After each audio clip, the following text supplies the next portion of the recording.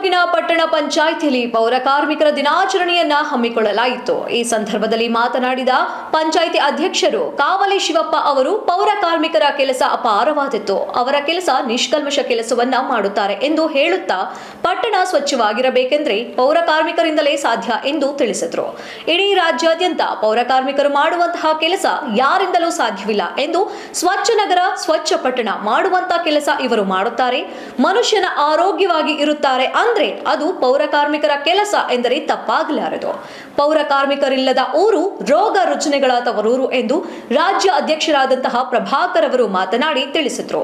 ಪೌರ ಕಾರ್ಮಿಕರ ಕಷ್ಟ ಸುಖದಲ್ಲಿ ಭಾಗಿಯಾಗಿರುವಂತಹ ಅವರು ತನ್ನ ಜೀವನದಲ್ಲಿ ಬೆಳವಣಿಗೆ ಆದಂತಹ ರೀತಿಯನ್ನು ನೆನೆದು ಕೂಡ್ಲಿಗಿಯಲ್ಲಿ ಸಾಧಾರಣ ಪೌರ ಕಾರ್ಮಿಕವಾದಂತಹ ನಾನು ಈ ದಿನದಂದು ಈ ಹಂತಕ್ಕೆ ತಲುಪಿದ್ದೇನೆಂದರೆ ಅದು ನಿಮ್ಮ ಆಶೀರ್ವಾದ ಎಂದು ಪೌರ ಕಾರ್ಮಿಕರಲ್ಲಿ ಹಂಚಿಕೊಂಡ್ರು.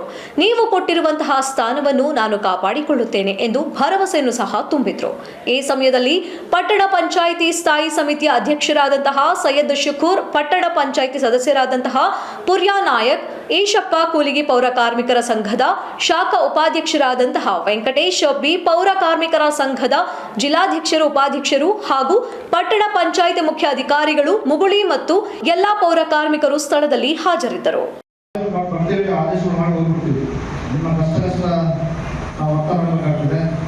ಮತ್ತೆ ಇನ್ನೊಂದು ಮುಖ್ಯವಾಗಿ ನಾನು ಮುಖ್ಯಾಧಿಕಾರಿಗಳ ಜೊತೆಗೆ ಮಾತಾಡ್ತೀನಿ. ಪೌರ ಕಾರ್ಮಿಕರ ದಿನಾಚರಣೆ ಸಹ ನಾನು ಹೇಳೋದಕ್ಕೆ ಸಂತೋಷ ಪಡ್ತಾ ಇದ್ದೀನಿ. ಹೀಗಾಗಿ ಹಿಂದೆ ಕೆಲ ವರ್ಷ ಇರ್ತಕ್ಕಂಥ ರಾಜ್ಯಾಧ್ಯಕ್ಷರಾಗಿರ್ತಕ್ಕಂಥ ಪ್ರಮುಖರ್ ಅವರೇ, ಶಾಸಕ ಅಧ್ಯಕ್ಷರಾದ ಶುಭರ್ ಅವರೇ, ಮುಖ್ಯಾಧಿಕಾರಿಗಳೇ ಹಾಗೂ ಹೊಸಪೇಟೆ ನಗರಸಭೆಯಲ್ಲಿರ್ತಕ್ಕಂಥ ಎಲ್ಲ ವ್ಯವಸ್ಥಾಪಕರು ಬಂದವರೇ ಮತ್ತು ನಮ್ಮೆಲ್ಲ ಆತ್ಮೀಯ ಪೌರ ಕಾರ್ಮಿಕ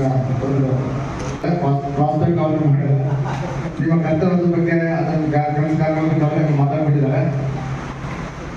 ಸುಂದರೀಕರಣ ಇರಬೇಕಾದ್ರೆ ಅದಕ್ಕೆ ಪೌರ ಕಾರ್ಮಿಕರು ಬಹಳ ಮುಖ್ಯ ಆಗ್ತಾರೆ. ಈ ಟೇಬಲ್ ಕುರ್ಚಿಗಳ ಮೇಲೆ ಸರ್ಕಾರದ ನಿಯಮದ ಪ್ರಕಾರ ಕೇವಲ 8 ತಾಸು ಕಾರ್ಯನಿರ್ವಹಿಸಿದ್ರೆ ನಿಜವಾಗ್ಲೂ ಕೂಡ ಪೌರ ಕಾರ್ಮಿಕರು ಅಂತ ಹೇಳಿದ್ರೆ ಜನ ಯಾವ ರೀತಿ ವರ್ತಿಸ್ತಾರೆ ಅಂತ ಹೇಳಿದ್ರೆ ನಿಮಗೆ ಲಾಯಸತ್ತನ್ನು ಕಳಿಸ್ಕೊಡಪ್ಪ ಅಂತ ಹೇಳಿ ಪ್ರೇಫರ್ ಮಾಡ್ತಾರೆ. ನಾವು ಕೈಲಿ ಮಾಡ್ತಾರೆ.